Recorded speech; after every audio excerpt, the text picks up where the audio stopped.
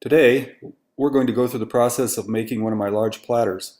I've been making these for over 20 years, and most recently I've started using porcelain along with the iron-bearing stoneware I started off with. Here's an example of one of the molds I use, one of the larger ones. The finished and fired piece will be around 25 inches. The smaller mold here shows the bottom, which has a Formica bat embedded in it. There are holes drilled which match up with the 3/8 inch pins on the wheel head. This technique allows the mold to be mounted onto the wheel head securely while adding the clay slab from the slab roller and then compressing it along with the added coil foot rim. Once made, the wet piece will be taken directly into the drying room and put onto a ware board on the ware racks. When filled with freshly made pieces, the door to this room is closed and drying is greatly slowed. No humidifier is used, just the moisture from the work will cause the room to get a high moisture content. And because of this, it'll take nearly a week for the pieces to dry.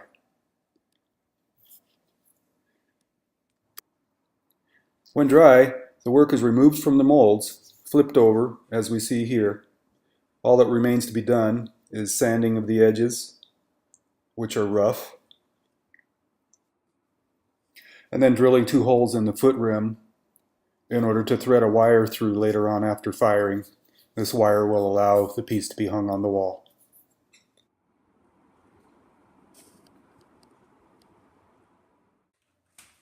Smacking the 25-pound block of clay on the floor like this really softens it up.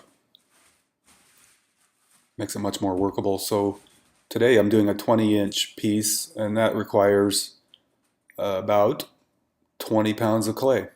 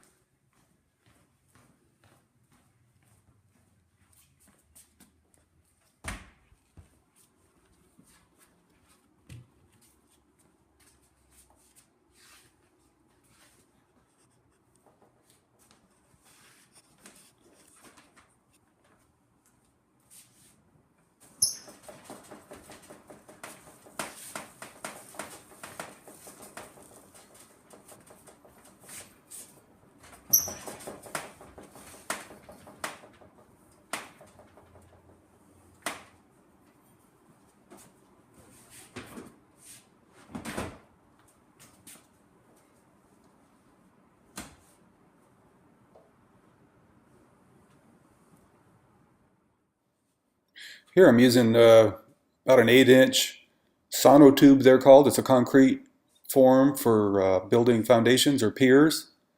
Makes a good tool for the studio to roll up a big slab of clay, be able to carry it across the room to the wheel like I'm doing here.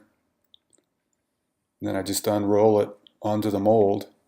That way the slab doesn't have quite as much of a chance of being distorted or torn.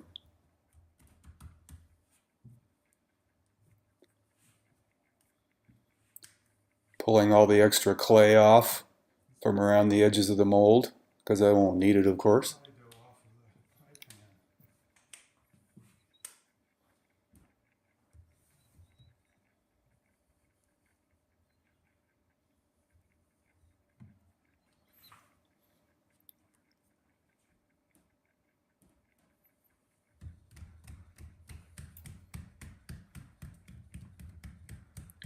And here I'm patting the clay onto the mold, smacking it down good to get it somewhat attached, and then I'll start with a wet sponge and the wheel moving. I'm using a foot pedal on the floor for the control of the wheel speed. A couple of passes over the slab like this with some mild compression, and then some pretty good compression in order to really squeeze that clay into the mold.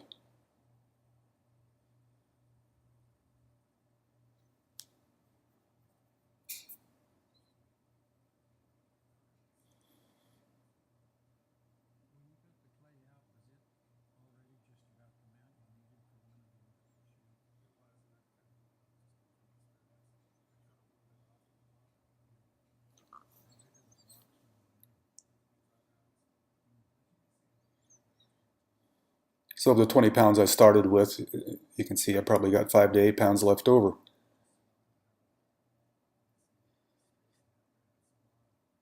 Slight mark with my fingernail as a guide for attaching the coil for the foot rim, taking a pin tool and trimming off the excess, lightly pressing the pin tool against the plaster mold.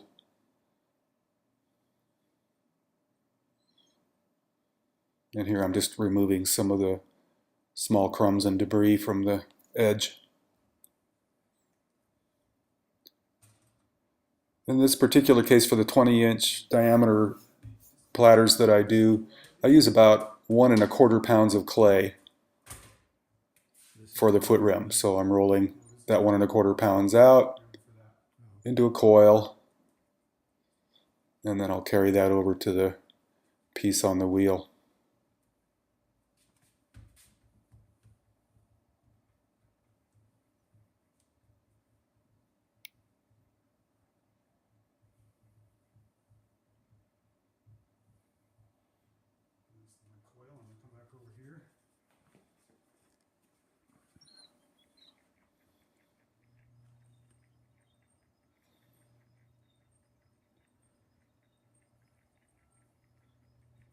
You make it look awfully easy. I did not score the clay slab before adding this coil. I found it unnecessary.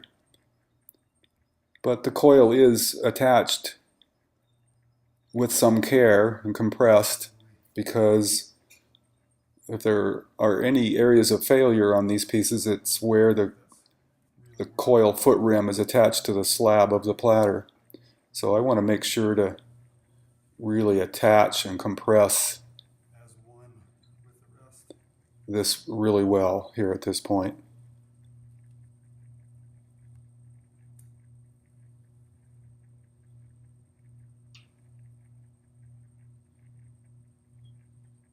Squeezing and smoothing, pulling the coil up, pushing it back down again.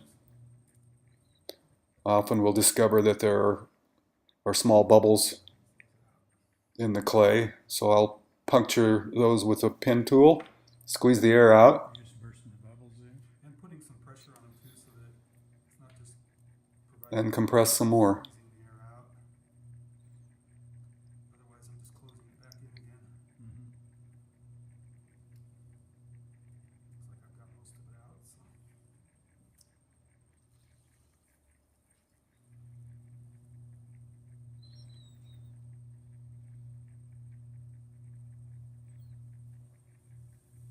The second area that is liable for cracking is the very rim itself. So I'm giving it a lot of love and attention, compressing, really squeezing that clay in, and that tends to avoid the problem. Throw away because they crack. These days, maybe 1 out of 30 pieces or something. Mm. But I'll go through periods, and I'm not done with that yet. For some reason, you go through a spell where things just want to crack, and you just can't figure out why. You know?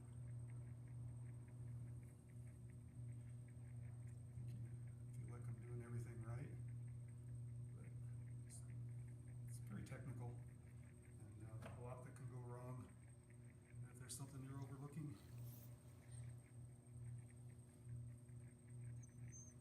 could spell the failure of the piece. Lots of attention given to compression and smoothing. I like to pass over before I finish with my hand or fingers in order to give it more of a human touch in the end rather than the effects of the sponge over the clay.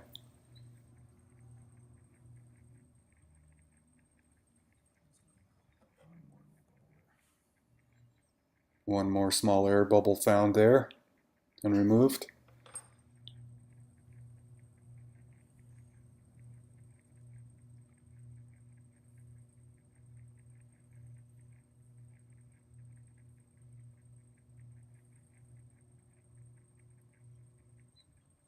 There it is.